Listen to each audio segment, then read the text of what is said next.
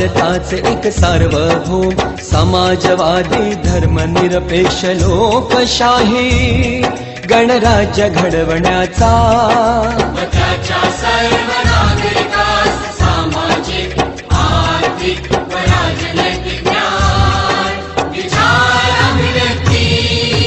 विश्वास श्रद्धा व उपासना यांचे स्वातंत्र्य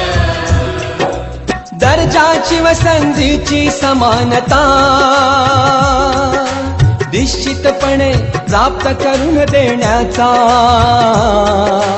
आणि त्या सर्वांमध्ये व्यक्तीची प्रतिष्ठा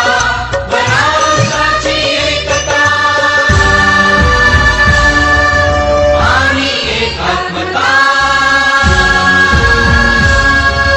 यांचे आश्वासन देणारी बंधुता प्रवर्धित करण्याचा संकल्पपूर्वक निर्धार करून